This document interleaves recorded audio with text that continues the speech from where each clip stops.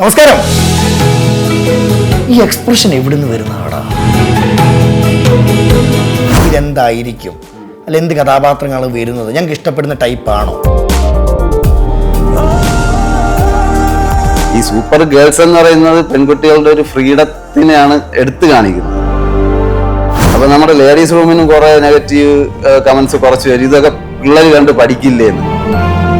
പക്ഷെ അച്ഛോ പറഞ്ഞത് ഇഷ്ടപ്പെട്ടില്ലെങ്കിൽ അങ്ങ് സഹിച്ചോ.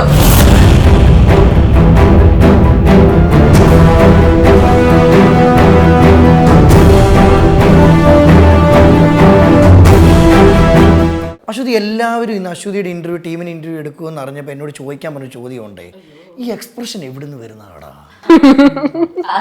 രണ്ട് അശ്വതിയുടെ കണ്ണിനൊരു അഴകുണ്ട്. ഇതാരും പറഞ്ഞിട്ടുണ്ടോ? നിനക്ക് തോന്നിയതായിരിക്കും. പറഞ്ഞിട്ടുണ്ട്. മേ ബി ഞാൻ ക്ലാസിക്കൽ ഡാൻസറാണ്. എന്റെ അമ്മ ഡാൻസ് ടീച്ചറാണ്. അപ്പൊ ചെറുപ്പം തൊട്ടേ നമുക്ക് പറഞ്ഞ ക്ലാസിക്കൽ ഡാൻസേഴ്സിന് ഒരു പ്രത്യേകത ഉണ്ട്. കാരണം അവര് ചെയ്ത് ശീലിച്ചിട്ടുള്ള ലൈക്ക് കണ്ണുകൊണ്ടുള്ള എക്സ്പ്രഷൻസ് ആണെങ്കിലും അടവുകളാണെങ്കിലും ഈവൻ എന്റെ പാട്ടിന്റെ തന്നെ പറയാനാണെങ്കിൽ എന്റെ അമ്മ തന്നെയാണ് അതിന്റെ ഏറ്റവും മെയിൻ ആളെന്ന് പറയുന്നത്. കാരണം അമ്മ ഡാൻസ് പഠിപ്പിക്കുമ്പോൾ ആ പാട്ടും കൂടി പാടിപ്പിച്ചാണ് നമ്മളെ കൊട്ടി പഠിപ്പിക്കുക. അപ്പൊ അമ്മയാണല്ല. ശിബിരക്ക് ഇപ്പം നമ്മുടെ ഈ സീരീസ് ജനങ്ങളിലേക്ക് നമ്മൾ കൊടുക്കുവാണ്. അവർ ഇരുകൈ നീട്ടി സ്വീകരിക്കും. അതിലുപരി ഇപ്പം അവർക്കൊരു ചോദ്യചിഹ്നം കാണും മനസ്സിൽ, ഇതെന്തായിരിക്കും? അല്ല, എന്ത് കഥാപാത്രങ്ങളാണ് വരുന്നത്? ഞങ്ങൾക്ക് ഇഷ്ടപ്പെടുന്ന ടൈപ്പാണോ? അവരോട് ഈ നിമിഷം എന്താണ് പറയാനുള്ളത്? പറയാം. എല്ലാവർക്കും ഇഷ്ടപ്പെടുന്നത് തന്നെ ആയിരിക്കും, ഉറപ്പാണ്. കാരണം നമ്മുടെ പെൺകുട്ടികൾ എന്ന് പറയുന്ന ഒരുപാട് സ്വപ്നങ്ങളുള്ള ആളുകളാണ്. അത് നമ്മുടെ ഇപ്പോൾ പാശ്ചാത്യ രാജ്യങ്ങളിലുള്ള രീതികളല്ലല്ലോ. നമ്മുടെ കേരളത്തിൽ ഇപ്പോഴും മാറിയിട്ടില്ല. ഇവിടെ ഇപ്പോഴും മാതാപിതാക്കൾക്ക് അവരുടെ ഫ്യൂച്ചറിനെ ഓർത്ത് ഭയങ്കര ടെൻഷനാണ്.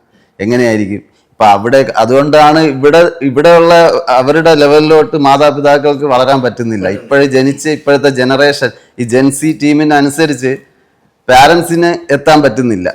അപ്പം ഇവരെപ്പോഴും റീൽസ് കാണുന്നത്, ഇവർ അനുകരിക്കാൻ ആഗ്രഹിക്കുന്നതെല്ലാം നമ്മളെ വെസ്റ്റേൺ കൾച്ചറാണ്. അപ്പം അങ്ങോട്ട് പോകാൻ ആഗ്രഹിക്കുന്നവരാണ്. അതുകൊണ്ട് അവർക്ക് ഫ്രീഡത്തിന് വേണ്ടിയാണ് ഇപ്പം ഇവിടെ നിന്ന് മൈഗ്രേറ്റ് ചെയ്ത് മിക്കവരും വെളിയിലോട്ട് പോകുന്നത്. അപ്പം ഇതൊക്കെ എല്ലാവർക്കും അറിയാവുന്ന കാര്യമാണ്, ഇപ്പം നടന്നുകൊണ്ടിരിക്കുന്ന കാര്യമാണ്. ഇപ്പം പല വീടുകളിലും ഞാൻ പോയപ്പോൾ ഒരു ഒബ്സർവ് ചെയ്ത കാര്യം, അവിടെയുള്ള പാരൻസിന് അവരുടെ മക്കളുടെ ആഗ്രഹത്തിനനുസരിച്ച് ചിന്ത മാറ്റാനോ അവരെ സപ്പോർട്ട് ചെയ്യാനോ പറ്റുന്നില്ല. അവർ പറയുന്നത് നമ്മുടെ ഇവിടുത്തെ കൾച്ചർ വെച്ചിട്ടും അവർ മനസ്സിലാക്കിയ ഇങ്ങനെ പോയ പ്രശ്നമാണ്, രാത്രി പുറത്തിറങ്ങിയ പ്രശ്നമാണ്. അവർ പറയുന്നതിൽ കാര്യമുണ്ട്, ഉള്ളത് തന്നെയാണ്. അങ്ങനെയുള്ള കുറേ ആളുകളുണ്ടല്ലോ നമ്മുടെ ഇവിടെയൊക്കെ. അപ്പം ഈ സൂപ്പർ ഗേൾസ് എന്ന് പറയുന്നത് പെൺകുട്ടികളുടെ ഒരു ഫ്രീഡത്തിനെയാണ് എടുത്തു കാണിക്കുന്നത്, ഹൈലൈറ്റ് ചെയ്യുന്നത്. അപ്പം അങ്ങനെ നാട്ടിൻപുറത്തുനിന്ന് സ്വപ്നം കണ്ട് അവർക്കൊരു എയിമുണ്ട്. വരുന്ന 2 പെൺകുട്ടികളാണ്. അങ്ങനെ വന്നു കഴിയുമ്പോഴത്തേക്ക് അവർ ചെന്ന് പെടുന്ന കുറേ കാര്യങ്ങളുണ്ട്. ഇപ്പം എല്ലാത്തിലും നല്ലതും ചീത്തയുണ്ടല്ലോ. അത് തിരഞ്ഞെടുക്കേണ്ട നമ്മളാ, ഏതാണ് നല്ലത് ഏതാണ് ചീത്ത. അപ്പോൾ അത് മനസ്സിലാവും. നമ്മുടെ ഇത് കാണുന്ന മക്കൾക്ക്, കൊച്ചുമക്കൾക്ക് എല്ലാവർക്കും മനസ്സിലാവും എന്താണ് നല്ലത് എന്താണ് ചീത്ത. ഇപ്പൊ ഇവിടെ മാർക്കോ സിനിമ ഇറങ്ങിയപ്പോൾ എല്ലാവരും പറഞ്ഞ് വയലൻസ്, അത് കണ്ടിട്ടാണ് ഇവിടെ വയലൻസ് നടക്കുന്നത്. അങ്ങനെയൊന്നുമല്ല. എല്ലാം നല്ലത് അത് ചീത്തയെന്ന് തിരിച്ചറിഞ്ഞു കഴിഞ്ഞാൽ ഓക്കെയാണ്. ഇപ്പം വെസ്റ്റേൺ കൺട്രീസിൽ എത്ര വയലൻസ് സിനിമ വന്നിട്ടുണ്ട്. ഞാൻ കിൽബില്ല് 2002 കണ്ടതാണ്. കിൽബില്ല് എന്ന് പറഞ്ഞിട്ടൊരു ഇംഗ്ലീഷ് പടം. അതിവിടെ ഉള്ള എല്ലാ പിള്ളേരും കാണാറുണ്ട്, എല്ലാവരും കണ്ടിട്ടുണ്ട്. അപ്പൊ അതിൽ കാണിച്ച വയലൻസിന്റെ അപ്പുറം ഒന്നും മാർക്കോയിലൊന്നും വന്നിട്ടില്ല. അപ്പൊ ഇവിടെ പറയുന്ന സിനിമ ഉണ്ട് അനുകരിക്കും. അപ്പൊ നമ്മുടെ ലേഡീസ് റൂമിനും കുറെ നെഗറ്റീവ് കമന്റ്സ് കുറച്ച് വരും. ഇതൊക്കെ പിള്ളേർ കണ്ട് പഠിക്കില്ലേന്ന്.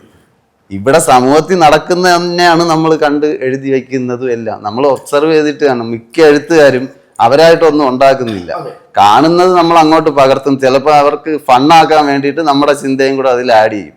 ഒബ്സർവേഷൻ ഉണ്ടെങ്കിൽ എല്ലാവർക്കും മനസ്സിലാവും ഇതൊക്കെ ഇവിടെ നടക്കുന്നത് തന്നെയാണ്. അപ്പോൾ നമ്മൾ ഇതിൽ ഫണ്ണ് കൊടുക്കുന്നുണ്ട്, ഇൻഫർമേഷൻ കൊടുക്കുന്നുണ്ട്, ഫുൾ എന്റർടൈൻമെന്റ് ആണ് സംഭവം. ഒരു ഫുൾ പാക്കേജാണ് കൊടുക്കുന്നത്. ത്രില്ലർ ഉണ്ട്, അഡ്വഞ്ചർ ഉണ്ട്, ഹൊറർ ഉണ്ട്, എല്ലാ ജോണറും കൂടെ മിക്സ് ചെയ്തിട്ടൊരു സീരീസ് ആണ് സൂപ്പർ ഗേൾസ്. അപ്പൊ ഞങ്ങളെല്ലാം കാത്തിരിക്കുന്നു. മിക്ക പറഞ്ഞ പോലെ എന്താണ് പറയാനുള്ളത്? പറഞ്ഞോ.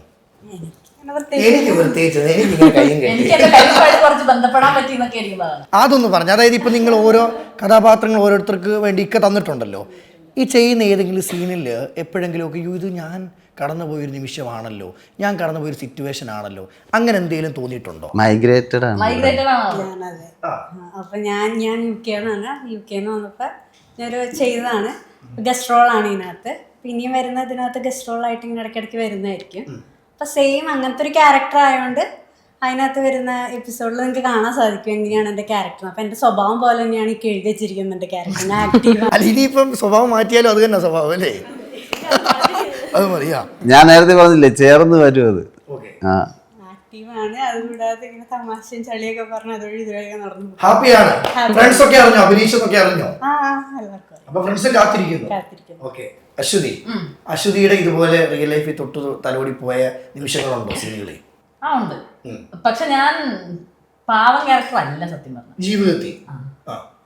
ഞാൻ ഇങ്ങനെ തെറിച്ച് നടക്കുന്ന ഒരു വ്യക്തിയാണ്. വെച്ചാൽ അലമ്പെന്നല്ല, നമുക്കറിയാലോ നമ്മൾ കുറച്ച് ആക്റ്റീവായിട്ട്.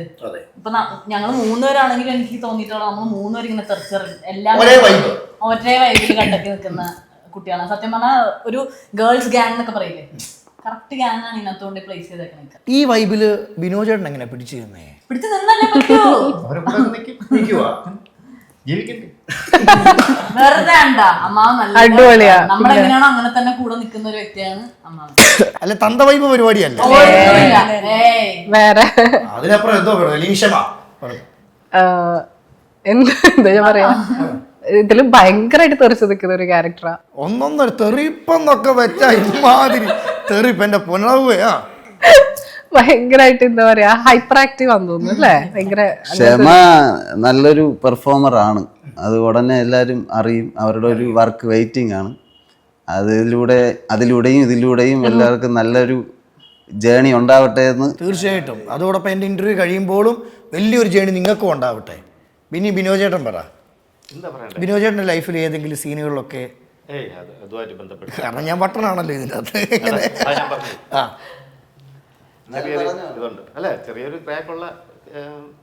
പക്ഷെ സൈക്കോ റോൾസ് പെട്ടെന്ന് ആൾക്കാർക്ക് ക്യാച്ച് ചെയ്യാൻ പറ്റും. ലൈക് ഭയങ്കര ഇഷ്ടപ്പെടും.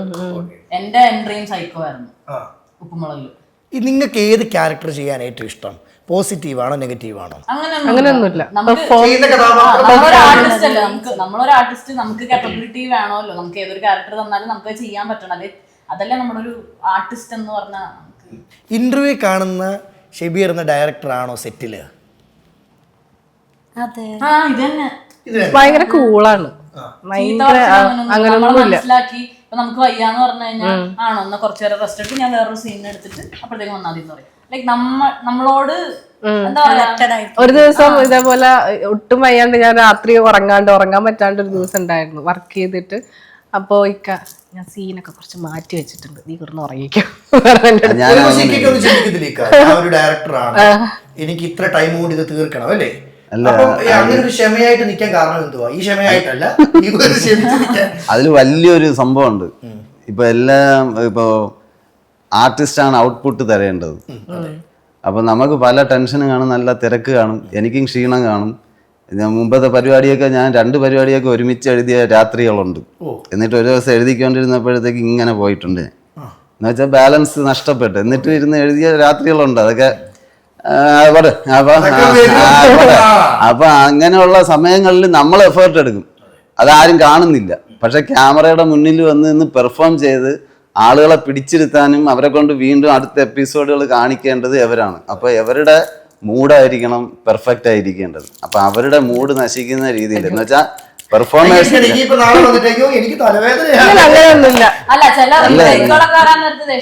അല്ല, എന്നാലും ഞാന് അവരെയാണ് നമ്മള് ക്യാമറയ്ക്ക് മുന്നിൽ അവരാ നിൽക്കുന്ന, അതിനനുസരിച്ച് ആ പ്രൊഡ്യൂസറിന്റെ പൈസ പോകുന്നത്. ഈ ക്രൂ എല്ലാം നിൽക്കുന്നത് അവരുടെ പെർഫോമൻസിനെ ആശ്രയിച്ചാണ്. അല്ലെങ്കിൽ പരിപാടി മുന്നോട്ട് പോകില്ലല്ലോ. പക്ഷെ അച്ഛൻ പറഞ്ഞ ഒരു കാര്യത്തിൽ എനിക്കൊരു എതിരഭിപ്രായം ഉണ്ട്. റീടേക്സ് പോകുമ്പോ ദേഷ്യപ്പെടാറുണ്ട്. അങ്ങനെ എനിക്ക് തോന്നിയിട്ടില്ല. എപ്പോ?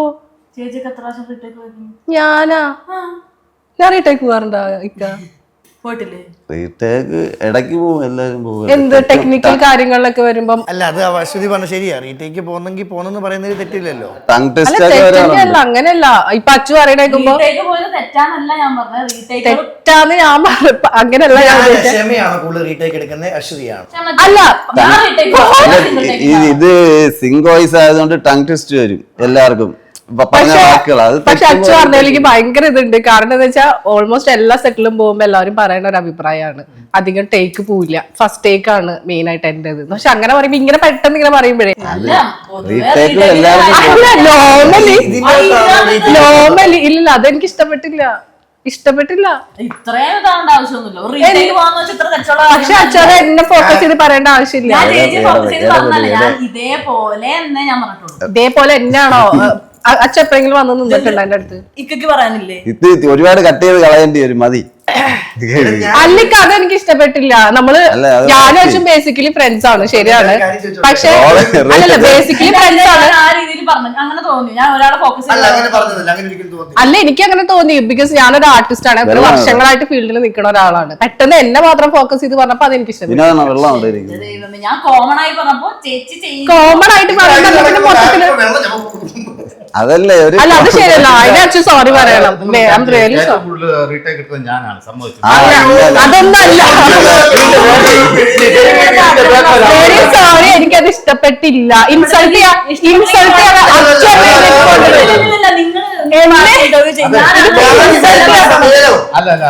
നോ വേ, ഇതിപ്പോ ഇൻസൾട്ട് ചെയ്യാൻ വേണ്ടി വന്നിരുത്തിയപ്പോഴാണ് അച്ഛൻ എഴുന്നേറ്റ് പോകേണ്ടത്, ഞാനല്ലേ എഴുന്നേറ്റ് പോകേണ്ടത്. അത് പറ്റില്ല. അത് എന്നെ ഫോക്കസ് ചെയ്ത് പറഞ്ഞ എനിക്ക് ഇഷ്ടപ്പെട്ടിട്ടില്ല. ദൈവമേ, ഞാൻ ആ രീതി പറഞ്ഞിട്ടില്ല. അതിന് മനസ്സിലായി, എല്ലാവർക്കും മനസ്സിലായി. അതല്ല, അതെ ടങ് ട്വിസ്റ്റ് എല്ലാവർക്കും വരും. അല്ല, നിങ്ങളൊക്കെ കണ്ടിട്ടുണ്ട് എത്ര പ്രാവശ്യം റീടേക്ക് പോകുന്നത് നിങ്ങളെ കണ്ടിട്ടുണ്ട്? പുള്ളിയുടെ സമയം പോവാണ്, പുള്ളി അത് ചെയ്തിട്ട് പുള്ളിക്ക് അടുത്ത ഇന്റർവ്യൂ പോകാനുള്ളതല്ലേ. പുള്ളിക്കാരെ ഷാക്കൻ റോഡ് അത് പുള്ളിനോടല്ലല്ലോ എന്റെ പ്രശ്നം.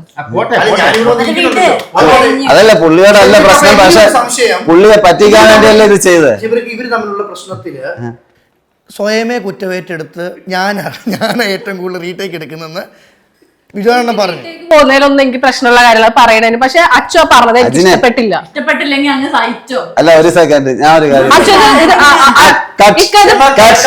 ഭയങ്കര ബോറായിട്ടൊക്കെ ഞാൻ കട്ട് വിളിച്ച പിന്നെ അഭിനയിക്കും.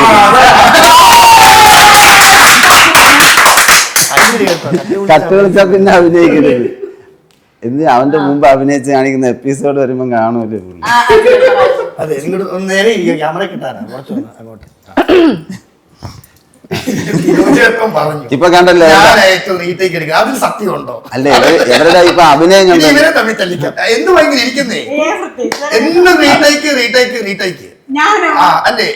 അല്ല, ഇതിന് നിങ്ങൾ ക്ലൈമാക്സ് വെക്കണില്ലേ?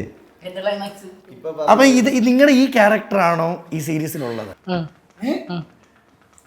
ഒരു ഗുണ്ടയൊക്കെ ചെയ്യാൻ താല്പര്യമുണ്ടോ? ഗുണ്ടാവേഷം ഭയങ്കര ഇഷ്ടം. ഇടിച്ചിട്ടുണ്ടോ ആരെങ്കിലും? അടിച്ചിട്ടുണ്ട് ഒരു സെറ്റില്. ആര്? ഒരു കാരവൽ അവിടുത്തെ കോർഡിനേറ്റർ ആയിരുന്നു. കുറെ 2-3 ആഴ്ചയായിട്ട് എനിക്കിങ്ങനെ ശല്യം ചെയ്തുകൊണ്ടിരിക്കുകയായിരുന്നു. ശല്യം ചോദിച്ചാൽ വേറൊരു സെൻസിൽ. അപ്പോൾ അത് കുറെ പ്രാവശ്യം പ്രൊഡക്ഷൻ കൺട്രോളേഴ്സിൻ്റെ അടുത്ത് പരാതി പറഞ്ഞു, എന്നിങ്ങനെ ശല്യം ചെയ്യുന്നുണ്ട്. അപ്പോൾ അയാളുടെ ആ ഒരു ഇതിനെ വഴങ്ങാണ്ട് ഇരിക്കുന്ന സമയത്ത് അയാൾ മനഃപൂർവ്വം ഇങ്ങനെ ഓരോന്നൊക്കെ പറഞ്ഞ് എന്നെ ചീത്ത കേൾപ്പിക്കുക. ഞാൻ ക്യാമറ ബോക്സ് ചവിട്ടി എന്നൊക്കെ വേണ്ട, ഒരിക്കലും ഞാനൊന്നും ചെയ്യില്ല. അവസാനം 2 ആഴ്ചക്ക് ശേഷം ഒരു പ്രത്യേകിച്ച് ആക്ഷനൊന്നും എടുക്കുന്നില്ല. കടമക്കുടിയിൽ വെച്ചിട്ടായിരുന്നു, റോട്ടിലാണ്. അപ്പൊ ഞാൻ രാവിലെ വന്നു കഴിഞ്ഞാൽ രാത്രി വരെയൊക്കെ ക്ഷമിച്ചിരിക്കണ ഒരാളെ, മിണ്ടാതെ ഇരിക്കുന്ന ആളാണ്. അപ്പൊ ഒരു ദിവസം രാത്രി ആയപ്പോ സാറ് പറഞ്ഞു, അല്ല എന്റെ സീനായി. അപ്പൊ ഞാൻ അതിനുവേണ്ടി മറ്റേ വണ്ടിയിൽ കയറി ജസ്റ്റ് ഒന്ന് ഡ്രസ്സപ്പ് നോക്കാൻ വേണ്ടി കയറിയപ്പോഴത്തേന് ഇയാള് അടുത്ത റീസൺ എടുത്തിട്ടു എന്നെ. അപ്പൊ എന്റെ കയ്യിൽ നിന്ന് പോയി. അയാളുടെ കോളർ പിടിച്ച് വലിച്ച് കൊണ്ടുവന്ന് അടിച്ച് അവിടെ പിന്നെ വലിയ സീനായി. ഞാൻ വണ്ടി എടുത്ത് പോയി. പിന്നെ ഒരുപാട് പ്രാവശ്യം വിളിച്ച് പിന്നെ ആ ഡയറക്ടർ സാർ ഒരുപാട് നല്ല മനുഷ്യനായിരുന്നു. പ്രൊഡക്ഷൻ കൺട്രോളേഴ്സ് ഇടപെട്ടു, പാരന്റ്സ് എല്ലാവരും കൂടി എന്റെ സൈഡാണ് നിന്നത്. ക്ഷമ പറഞ്ഞാൽ ക്ഷമയുടെ സൈഡാണ് കറക്റ്റ്. അവൾ ഇത്രയും നാളുകളായിട്ട് അയാൾ ശല്യം ചെയ്തുകൊണ്ടിരിക്കുക. അവള് ക്ഷമിച്ചിരിക്കുകയായിരുന്നു. അവർ പറഞ്ഞിട്ട് ഇതുവരെ ഒരു ആക്ഷൻ എടുത്തില്ല. പിന്നെ നമ്മൾ മാന്യമായിട്ടുള്ള രീതിയിൽ അത് ഇടപെടാൻ നോക്കുമ്പോ പിന്നെ കയ്യിൽ നിന്ന് പോകുമല്ലോ. അങ്ങനെ കയ്യിൽ നിന്ന് പോയിട്ടുണ്ടോ വൈജുവേട്ടൻ്റെ? അല്ല, വിനോദന്റെ കയ്യിൽ നിന്ന് പോയത് ഈ ഇടയ്ക്ക് ഒരു ഇൻസിഡന്റ് പറഞ്ഞു. ആരോ ഫോണിൽ വിളിച്ചിട്ട് എന്നെ മനസ്സിലായോ, പുള്ളി വേറെന്തോ അവസ്ഥയിൽ നിന്നപ്പോഴത്തേക്ക് പറയൂ മനസ്സിലായോ. ഫോൺ ചെയ്തു, നമ്പറാണ് വന്നത്. ചോദിച്ചു വിനോദല്ലേ നമ്പർ? അതെ. എന്നെ മനസ്സിലാകും. ഞാൻ പറഞ്ഞില്ല, നമ്പർ ഞാൻ സേവ് ചെയ്തിട്ടില്ല. ഒന്നൊന്ന് ആലോചിച്ച് നോക്കുക. ഞാൻ പറഞ്ഞ് നമ്മൾ കണ്ടിട്ടുണ്ടോ? ഞങ്ങൾ കണ്ടിട്ടുണ്ട് എന്ന് പറഞ്ഞു. എവിടെ നിന്ന്? ആലോചിച്ച് നോക്ക്, കിട്ടും. ഞാൻ പറഞ്ഞു, ഞാൻ വേറൊരു അത്യാവശ്യം നിൽക്കുകയാണ്, ഇവിടെ നിന്നാണ് ആരാണെന്ന് പറഞ്ഞതെന്ന്. ഇത് പുള്ളി അത് പറയത്തേ ഇല്ല. പുള്ളി ഒന്നുകൂടെ ആലോചിച്ചു, അങ്ങനെ അവിടെ വെച്ച് കണ്ടത് ഓർമ്മ അവിടെ കുറച്ച് കഴിഞ്ഞപ്പോൾ കണ്ടോ. അപ്പൊ ഞാനെന്തോ അത് പറഞ്ഞു വെച്ചെന്നു. അതാണ് ഞാൻ പറഞ്ഞത്. അശ്വതിക്കോ? ഒരുപാട് തവണ പൊട്ടിത്തെറിച്ചിട്ടുണ്ട്. ഞാൻ പൊട്ടിത്തെറിക്കുന്ന ക്യാരക്ടറാണ്. ശരിക്കും ചില കാര്യങ്ങളൊന്നും ചില ആൾക്കാർ നമ്മുടെ സിറ്റുവേഷൻ മനസ്സിലാക്കാതെ പോകുന്നതാണ് ഈ പലപ്പോഴും വരുന്ന പ്രശ്നങ്ങൾ അല്ലേ. അപ്പം നമ്മുടെ അല്ലേ സൂപ്പർ ഗേൾസ് പറ രാത്രിയൊക്കെ എഴുതിക്കൊണ്ടിരിക്കുമ്പോഴേ ഈ നമ്മൾ ഇപ്പോൾ ഓൺലൈനിലാണെങ്കിൽ ഓരോരുത്തർ വന്നിട്ട് കൂടെ ഇതിൽ അഭിനയിക്കുന്ന ആ കുട്ടിയുടെ നമ്പർ അയച്ചു തരുമോ, ഈ കുട്ടിയുടെ നമ്പർ അയച്ചു തരുമോ. ഞാൻ അവസാനം മെനക്കെട്ട് പറയും, അവർക്ക് ഇൻസ്റ്റാഗ്രാമും ഫേസ്ബുക്കൊക്കെ ഉണ്ട്, അതിലിട്ടാൽ മതി, അവർ അയക്കും. ഞാൻ അവരുടെ PA അല്ല. അങ്ങനെ ഞാൻ ദേഷ്യപ്പെടാറില്ല പൊതുവെ. ഞാൻ പറഞ്ഞ് അനിയ അല്ലെങ്കിൽ സഹോദര ബ്രദർ, ഞാൻ അവരുടെ PA അല്ല, ഞാൻ ഒരു എഴുത്തുകാരനാണ്, ബുദ്ധിമുട്ടിക്കരുത്. അവരെ നമ്പർ വേണമെങ്കിൽ അവർക്ക് ഇൻസ്റ്റയിൽ മെസ്സേജ് അയക്കും. ബിനോജേട്ടൻ പറഞ്ഞില്ലേ, അതിൻ്റെ സമാനമായിട്ടുള്ള ഇൻസിഡൻ്റാണ് എനിക്ക്. അപ്പം അങ്ങനെ കുറേ പ്രശ്നങ്ങളൊക്കെ ഉണ്ട്. മച്ചാനൊന്ന് കൂളാ, മച്ചാനെ കൂളാവും. അത് ഇനി അത് പറഞ്ഞു തീർത്താലെങ്കിൽ എനിക്ക് ഓക്കെ ആവും. UK UK ആണോ കേരളമാണോ ഇഷ്ടം? കേരളം. കാരണം എന്താ അറിയില്ല, എനിക്ക് നാടും വീടും കൂട്ടുകാരും. ഈ കുറേ ആളുകൾ ഞങ്ങൾക്ക് നാട് മടുത്തു UK പോവും, അവിടെ പോയിട്ട് എടാ മണ്ടത്തരമായി പോയി അതായിരുന്നു അവളുടെ ആദ്യത്തെ ചിന്താഗതി. അവിടെ എത്തിക്കഴിയുമ്പോ മനസ്സിലായി എനിക്ക് വേണ്ട തിരിച്ചു. എനിക്കത് പറ്റുന്ന കേസെല്ലാം മനസ്സിലായി. അപ്പൊ ഞാൻ തിരിച്ചു പോരാൻ തീരുമാനിക്കുന്നു. അപ്പം ഡയറക്ടർ ടീം ഒരു മിനിറ്റ്, നീ വൈൻഡപ്പ് ചെയ്യല്ലേ? വൈൻഡപ്പ് ചെയ്യണതിന് മുന്നേ ഒരു കാര്യം പറയാണ്ട്, ഇത് ജസ്റ്റ് വെറുതെ ഉണ്ടാക്കിയതാണ്, ഞങ്ങൾ ഇതിനു വേണ്ടി ഒരു ഉണ്ടാക്കിയതാണ്. അല്ലെങ്കിൽ ആൾക്കാർ ഞാനെന്ത് ക്രൂരയാന്ന് വിചാരിക്കും, ചൂടൊക്കെയാന്ന് വിചാരിക്കും. പറഞ്ഞു കഴിഞ്ഞോ? ഇതും കട്ട് ചെയ്യും. ഇത് ആക്ച്വലി മനുബ്രോന്റെ പ്ലാനാണ്. പ്ലാനാണ് കേട്ടോ. എനിക്ക് യാതൊരു ബന്ധവുമില്ല. പക്ഷെ ആളായോ? അജിനായോ? ഓക്കെ, അടിപൊളി. അല്ല, ഞാൻ അറിഞ്ഞില്ലല്ലോ നിങ്ങൾ ഇങ്ങനെ ചെയ്തത്. പിന്നെ ഒന്ന് പോയി എന്തേ പറഞ്ഞില്ല. സ്ക്രിപ്റ്റ് പറഞ്ഞത് പുള്ളിയാ. അല്ല, സംഭവം എന്താന്ന് വെച്ചാ ഇതേപോലെ തന്നെ പൊട്ടിത്തെറിക്കുന്ന രണ്ട് വ്യക്തികളാണ് ഞങ്ങൾ. അതുകൊണ്ട് ഞങ്ങൾക്ക് പൊട്ടിത്തെറിക്കാൻ ഭയങ്കര ഈസിയാണ്. ഇതേപോലെ തന്നെ നിൽക്കും. കാരണം ദേഷ്യം പൊട്ടക്ക് ദേഷ്യം ഇങ്ങനെയൊക്കെ നിൽക്കും. പക്ഷെ ഇത് വെറും അഭിനയമായിരുന്നു. ഞങ്ങളൊന്നും യാതൊരു കുഴപ്പമില്ല. ഇതും പറഞ്ഞ എന്നെ ട്രോളരുത്, ഞാൻ ഭയങ്കര ഒരു പാവമാണ്. അയ്യോ, അജിന് മനസ്സിലായോ? ഇത് പറഞ്ഞു എന്നെ ട്രോളർ. ഇതാണ് സംഭവം. ഇതില്ലേ അജിന്റെ മരണമാസ് അഭിനയിച്ചിട്ട് എങ്ങനെയുണ്ട് എക്സ്പീരിയൻസ്? നല്ലായിരുന്നു. അതെ, അതിലൊരു അനുഭവം ഉണ്ട്. അപ്പോൾ എൻ്റെ വിചാരം ഫസ്റ്റ് സിനിമയാണ്. അപ്പോൾ എൻ്റെ ഫ്രണ്ട് നിതിനെയും ഞങ്ങളെല്ലാം കൂടെ പോയി കാണുന്നത്. അപ്പോൾ എൻ്റെ വിചാരം ഞാൻ അഭിനയിച്ച സീൻ ഒരു 6-7ഓളം ഉണ്ട് സീന്. അപ്പം ഞാൻ വിചാരിച്ചു തകർക്കും. അപ്പോൾ ഞാൻ ചവൻചാക്കോ എഡിറ്ററിനെ വിളിച്ചപ്പോൾ അവൻ പറഞ്ഞാടാ ഫോൺ എടുത്ത് ഗാലറി തുറന്ന് മീൻസ് ലോക്ക് തുറന്ന് ഫോട്ടോ എടുക്കാനുള്ള സീൻ ഉണ്ടെന്ന് പറഞ്ഞു. അപ്പോൾ എൻ്റെ മൈൻഡ് 7 സീനുണ്ട്. എടാ ഞാൻ ചെന്നിരുന്നപ്പോഴത്തേന് ഒറ്റ സീനേ ഉള്ളെന്ന്. ഫോൺ എടുത്ത് ഓണാക്കിയപ്പോഴത്തേന് ഞാനും പോയി, സീനും പോയി. പക്ഷേ നല്ലൊരു എക്സ്പീരിയൻസ് ആയിരുന്നു. കാരണം വേറെ ഒന്നുമില്ല, എൻ്റെ ഒരു സന്തോഷം ചെയ്യുന്ന ജോലി തന്നെ ഒരു ആങ്കറായിട്ട് ബേസിൽ ടോവിനോട് പടത്തി ചെയ്യാൻ പറ്റിയതിൽ ഒരു സന്തോഷം. നല്ലൊരു പടത്തിന്റെ ഭാഗമായി അന്നാണ് ആദ്യമായിട്ട് കാണുന്നെന്ന് ഓർമ്മ പരിചയപ്പെടുന്നത്. ഇല്ല, തൃശ്ശൂർ അഞ്ചിനൊരു സീരിയൽ ചെയ്തോണ്ടിരുന്നു. കഥാനായിക. അപ്പോഴാണ് നമ്മൾ ആദ്യമായിട്ട് പരിചയപ്പെടുന്നത് നേരിട്ട്. സത്യം. കുഞ്ഞിക്ക് എന്തോ ചോദിക്കും. ഒന്നല്ല, ചേട്ടൻ എപ്പോഴാ എയറിലല്ലേ, അപ്പൊ എപ്പോഴാ താഴെ വരാറെന്ന് ചോദിക്കാനായിരുന്നു. ഇടക്കിടയ്ക്ക് വരും. അതുപോലെ ഓക്കെ, നിങ്ങൾ ഇന്റർവ്യൂ കാണുന്ന വ്യക്തിയാണോ ഞാൻ നേരിട്ട്? അത് പറ. അയ്യോ പാവം. അല്ല, എനിക്ക് ഞാൻ പറഞ്ഞില്ലേ, ആദ്യം പറഞ്ഞില്ലേ, പോസിറ്റിവിറ്റി, ഒത്തിരി പോസിറ്റിവിറ്റി ഉള്ള ഒരാളാണ്. നല്ലൊരു ലീഡർഷിപ്പ് ഉണ്ട്, കമാൻഡിങ് പവർ ഉണ്ട് അജിന്. അല്ല, അത് ചുമ്മാ പൊക്കാൻ പറഞ്ഞല്ല, കാര്യമായിട്ട് പറഞ്ഞ അത് ഞാൻ വേറെ ആരുടെയല്ല ഇവിടെ പറഞ്ഞിട്ടുണ്ട്. അതൊക്കെ അതുണ്ട്, ലീഡർഷിപ്പ് പവർ ഉണ്ട്. അത് പുള്ളിക്കാരി ഡയറക്ടർ. അപ്പം ഒത്തിരി സന്തോഷം, നല്ല വിജയമായി മാറട്ടെ. പ്രേക്ഷകരോട് ഒന്നേ പറയാവുള്ളൂ, ഇത് ഏറ്റെടുക്കുക, മാക്സിമം സപ്പോർട്ട് ചെയ്യുക. ഒരുപക്ഷെ നിങ്ങളുടെ വീട്ടിലും നിങ്ങളുടെ റിയൽ ലൈഫിലും എന്തെങ്കിലുമൊക്കെ ബന്ധപ്പെട്ട് വന്നേക്കാം അല്ലേ? അപ്പൊ എല്ലാവരും കാത്തിരിക്കുക. അപ്പം സൂപ്പർ ഗേൾസ് നല്ലൊരു സൂപ്പർ ടീമായി മാറട്ടെ. എല്ലാവിധ ആശംസകളും നേർന്നുണ്ട്. Thank you.